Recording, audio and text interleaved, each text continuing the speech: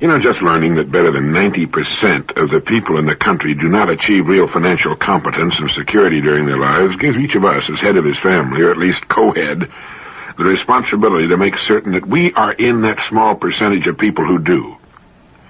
As George Bernard Shaw said one time, it is the duty of every man, the first duty of every man, is not to be poor. As it is written in the nature of man, freedom must be gained specifically against the obstacles and the conditions to which we're constantly exposed. And, two, achieving financial security is an excellent exercise in creative imagination. Considering the effects of unrelenting inflation and assuming that they will continue in the future as they have in the past, estimate how much money you think you and your spouse will need as income to live as you want to live at the time you pick for retirement. Now, if you want to go along with age 65, that's fine, but maybe you'd like to be financially set before that time. At any rate, pick the year and the income you want to be receiving by that time. You know what Social Security benefits are now, and they'll probably increase, but only along with inflation in the future.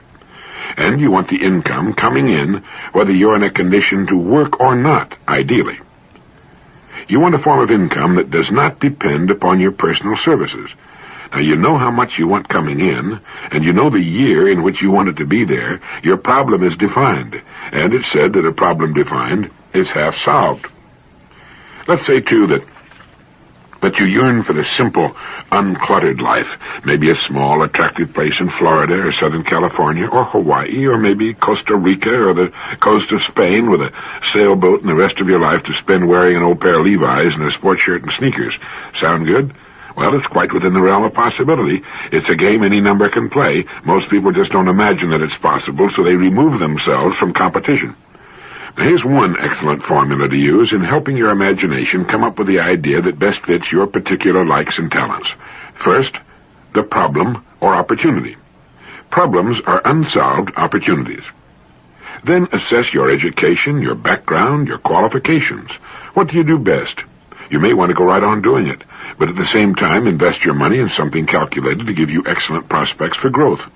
As our friend suggests in his book, Squeeze the Eagle Until It Grins, you might want to invest in good real estate, perhaps Florida real estate. Then when you're ready to retire, you can live off your income and just watch your investments. You see, with $10,000, you can leverage, $50,000, maybe $100,000 in real estate. When it grows to $100,000, you can leverage maybe $1 million or $500,000. With $1 million, you can leverage $10 million. If you're not interested in real estate, remember that each year most people spend 90% or more of their income on products and services. The country's business firms do the same thing. What can you do to earn enough out of all of those many billions of dollars spent every month to live the way you and your spouse want to live? Set aside an hour a day to invest in solving your future financial needs.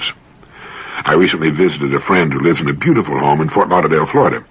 He brought out a dozen fine, enlarged, beautiful color photographs of his home and grounds, shots from every angle.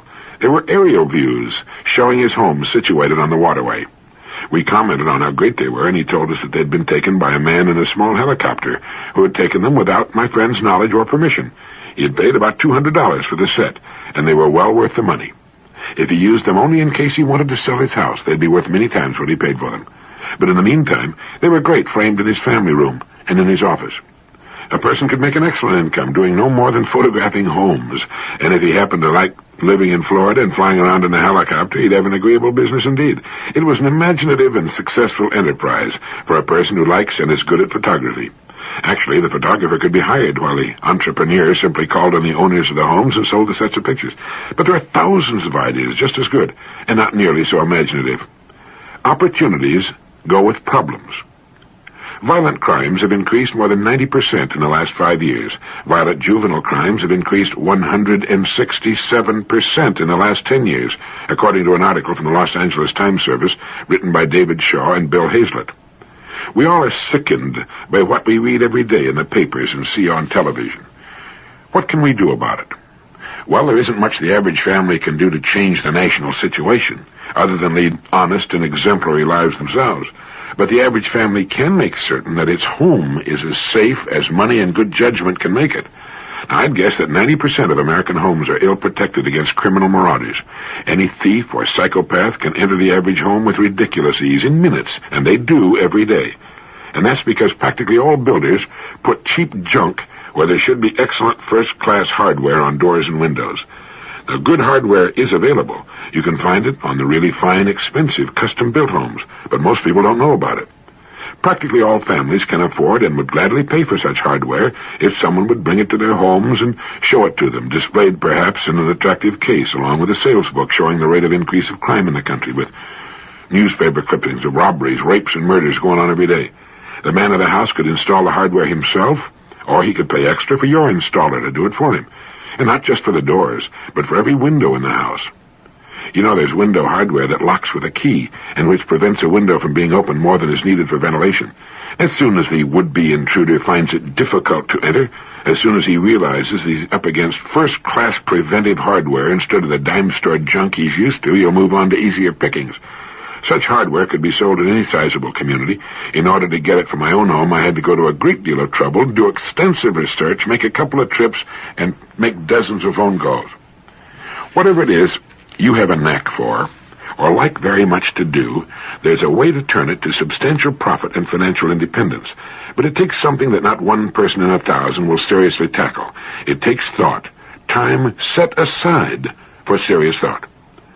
Judge Learned Hand once wrote, "That we never see, save through a glass darkly, and that at long last we shall succeed only so far as we continue to undertake the intolerable labor of thought, that most distasteful of all our activities.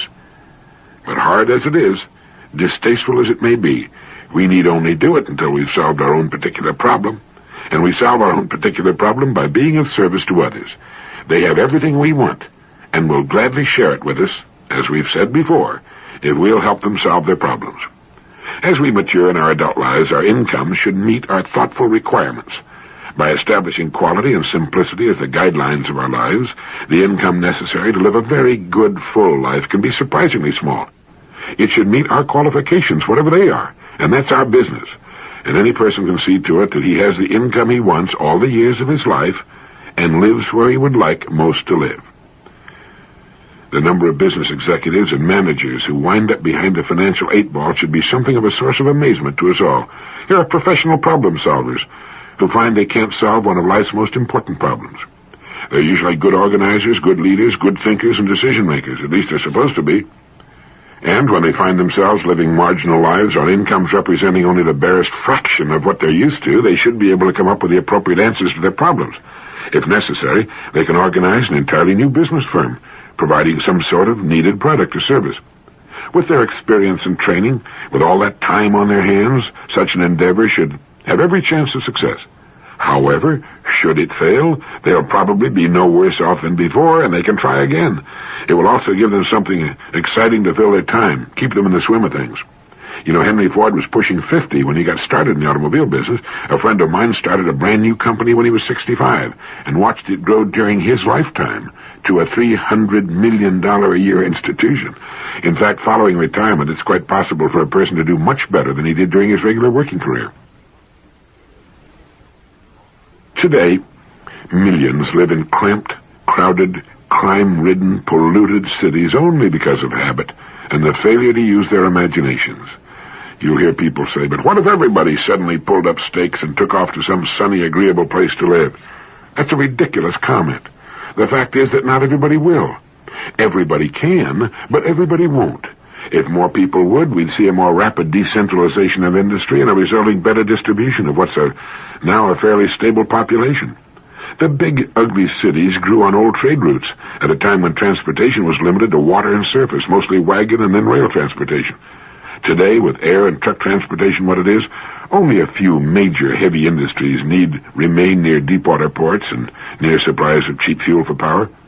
The best estimates today indicate that all known reserves of fossil fuels will be depleted in 150 years. With the fusion process now only a matter of time, and with the deuterium supplies and seawater good for at least 1 billion years at a fraction of the present cost of coal and oil, and with practically no dangerous waste products, we're on the brink of a world revolution of ample power for all of the world's peoples. Moreover, with decentralization of our population away from the crowded cities, we live on 2% of the land, most of us, the industries and businesses which remain can transform those cities into clean, beautiful places in which to live.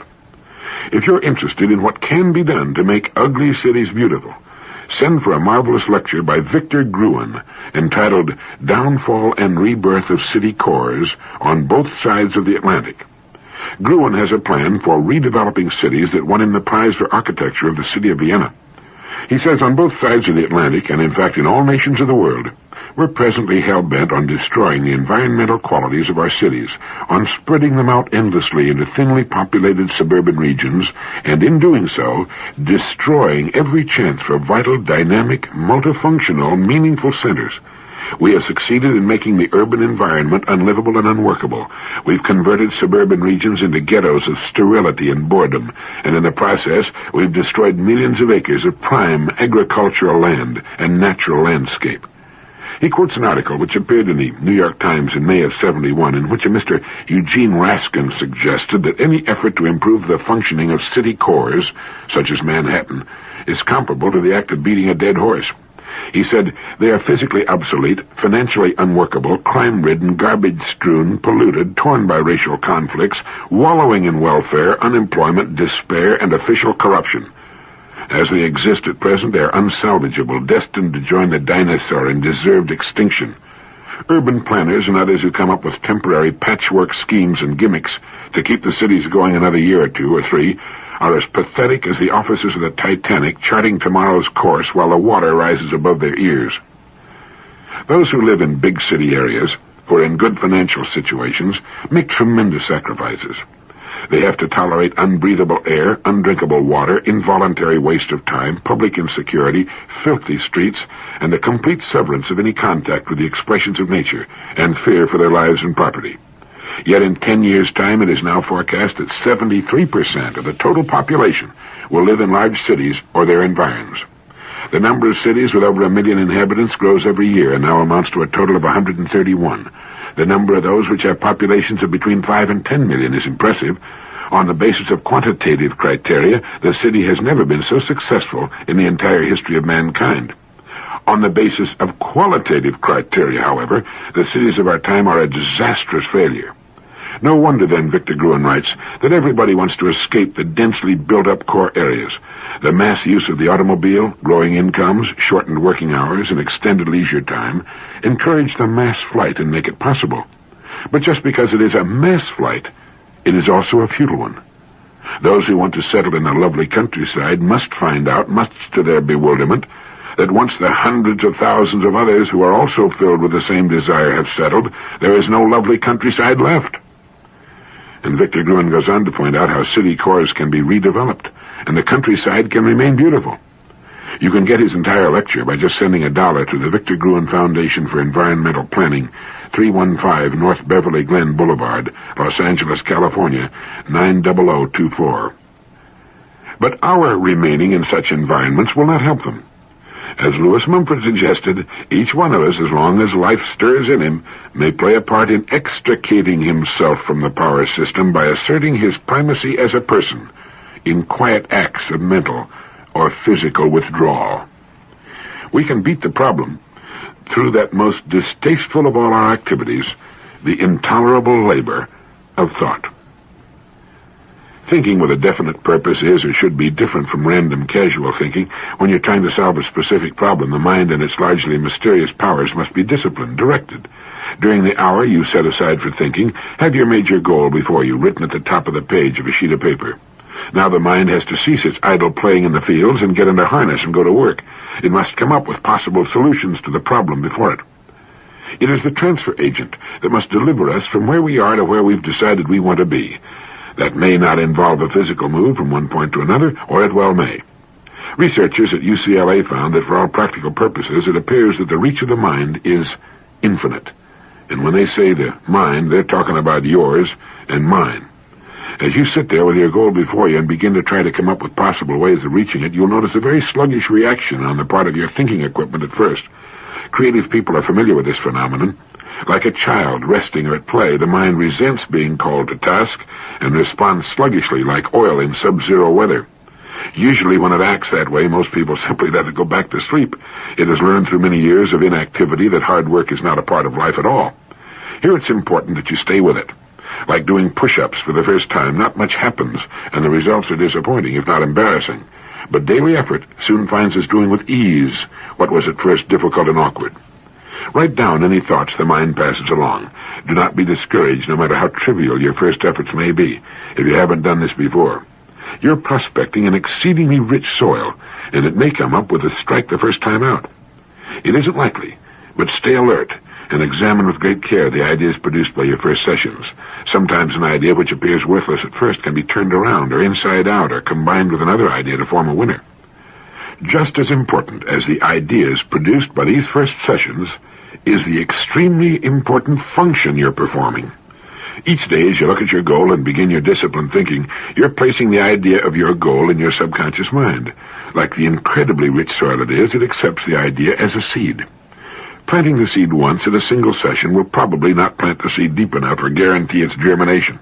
The seed must be planted again and again before germination takes place and it begins to grow in the subconscious mind.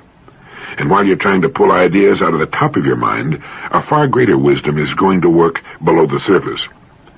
These think sessions accomplish two important jobs. One, they force the mind into disciplined control and form the habit of disciplined thought, and produce ideas, some of which may be very good. And two, they plant the seed of your goal deep into your subconscious mind and cause it to germinate and take root. It's the second function that will virtually guarantee you're reaching your goal.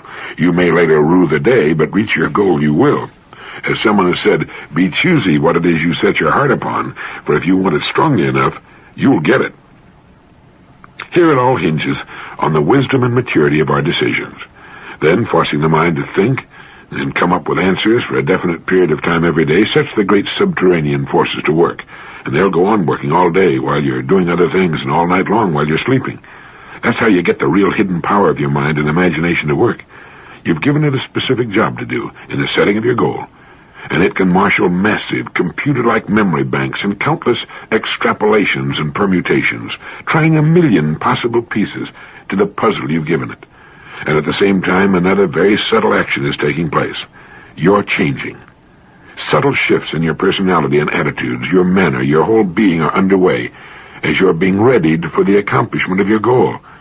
And as you think about the goal you're working toward, it moves farther and farther into the realm of possibility. Gradually, instead of being what might at first have seemed like a little wild daydream, it begins to make more and more sense. It begins to take on legitimate, concrete form. And finally, one day, when you least expect it, when the mind is at leisure, the idea will appear. It will slip into the edge of your consciousness so unobtrusively that like a sly party crasher, you will be only vaguely conscious of it. But then, incredibly at first, then with mounting exhilaration, you'll see it for what it is, the idea you've been looking for. And if your goal is to live the simple, uncluttered life in some idyllic spot, you can achieve it. You can have your cake, and you can eat it too. You can, through the use of your imagination, do what you want to do, where you want to do it. You are under no constraint other than habit and self-doubt to suffer in one part of your life for success in another part. You can succeed in all parts. For those who are not ready to begin uncomplicating their lives, there are a million things calling for attention, opportunities everywhere. Every listing in the yellow pages of the telephone directory represents a business opportunity because not one of the businesses listed is being operated as well as it can be, as it may one day be operated. At the same time, let's remember those worthwhile guidelines, quality and simplicity. It's really quite surprising what we can do without and still live a richly satisfying life. We've been engaged for some time now in a national debauch of senseless consumerism in this country. Just as we eat twice what we need for good health, we often purchase twice what we need in the way of things which end by owning us, tying us down, worrying us as we try to maintain or keep from losing them in one way or another. I think what we're seeking is freedom. Freedom from things, as well as the opinions of others. It's amazing how people love to complicate their lives. Several years ago, a friend of mine played a trick on his wife that changed her life and his too. Over the years, his wife had formed the habit, and it's an easy one to form for a man or a woman, of shouting at the children in the morning as she tried to herd them off to school. She screamed at them to get up and get dressed, to come to breakfast, to get ready for school, to catch the bus. It was a scene no doubt duplicated in thousands, perhaps millions of homes every morning. But it left my friend John, his wife, and the children pretty badly shaken every morning, with nerves jangling and a great desire to get as far from that house as possible in the shortest possible time. Each morning, John found himself heaving a sigh of relief as he left the wild confusion and noise of his home for the relative quiet of the drive to the office. And on one such drive, he got an idea that he felt might help subdue somewhat the nerve-shattering cacophony of his mornings. So the next morning, without his wife's knowledge, John hid a tape recorder and microphone in the kitchen with the volume turned up. All through the frenetic tableau of shouting and imprecations, the silent machine recorded every word, every sound. Then, when the children had gone off and his wife was sitting limply in her chair with a cup of coffee, getting her breath back from her morning drill master duties, John played it back to her. For a few moments, his wife looked at him in curious amazement. Then she suddenly realized that the strident, shouting, barking, unhappy voice was her own. For the first time, she heard herself as she sounded each morning to her husband and children, her face framed with wounded embarrassment as the awful sound of her own voice again filled the kitchen. And long before it was over, she had put her head in her arms and was crying her heart out. John turned off the tape recorder and put his arm around her, and when she raised her tear-streaked face to look at him, it was filled with resolve, and she said quietly, "John, I'll never make another sound like that as long as I live." The next morning, the neighbors must have thought this family had left town. The children were dumbfounded but delighted. Their mother was smiling happily. She spoke to them in normal, well-modulated tones. Everything went off like clockwork. And when the children, still dazed by the smiling stranger who looked like their mother, had left for school, John and his wife sat smiling over their coffee. He later said she told him that she'd never be able to thank him enough for bringing home that tape recorder. The great majority of people haven't the faintest idea of the image they project for the world to see and hear. That's why football coaches show their players the films of the preceding week's game. If you want to improve your golf, get someone to videotape your swing. See yourself as you really look, and you can see where you can improve, or you can perhaps slow down and become steadier, more rhythmical. But if you want to have some fun, surreptitiously record the voices of your family at mealtime. That includes your own. You'll all find it a very interesting experience, and it can be hilariously funny. Sometime back, Thomas J. Fleming wrote a piece for Life magazine that had to do with an interview he had with Dr. Frederick J. Godet, director of the Laboratory of Psychological Studies at Stevens Institute of Technology. Dr. Godet is an expert on labor problems and absenteeism. Through his studies, it seems that Dr. Godet has become intimately familiar with germs, their oddities and strange habits. He discovered, for example, that germs can feel and act. He said studies show germs can tell one day of the week from another. They're aware of payroll accounting procedures and can even tell if an employee is happy or not, or if a boss is a kind or mean person. The doctor learned all of this while working on the problem of absenteeism, which costs the nation something in the neighborhood of $7 billion a year.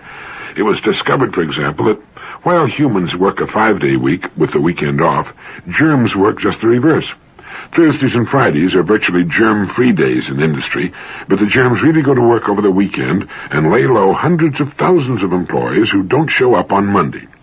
Yet in certain companies, the germs lay low on Thursdays, but go after the employees on Fridays.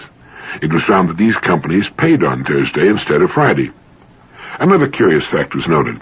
Companies with liberal payment policies for absences due to illness had a 50% higher illness rate than companies with restricted sick leave policies.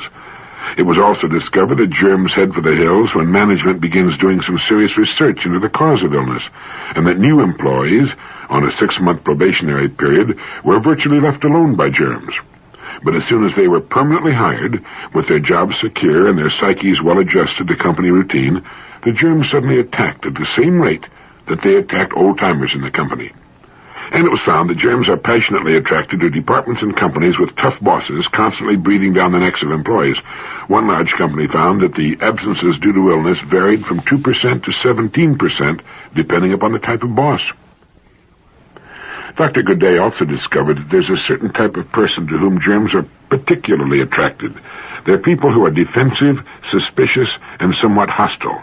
They're usually not well liked by their supervisors, and they reciprocate this dislike.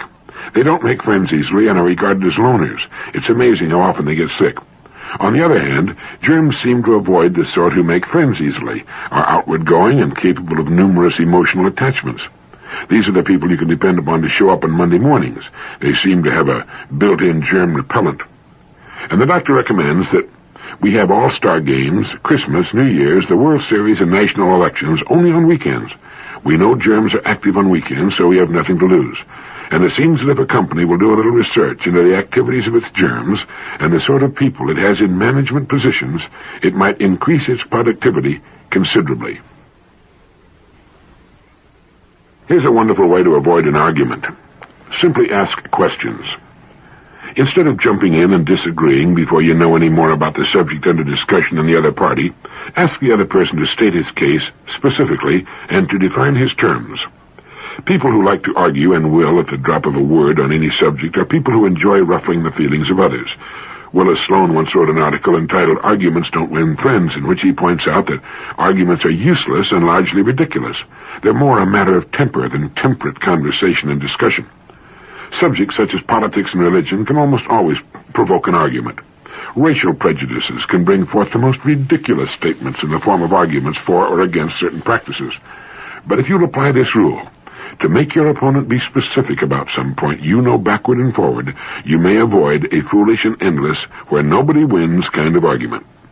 I've found that an argument like a potential highway accident can generally be spotted from some distance away, and it can be avoided the same way. Slow down and approach with caution. In conversation, as in your car, the worst danger is speed.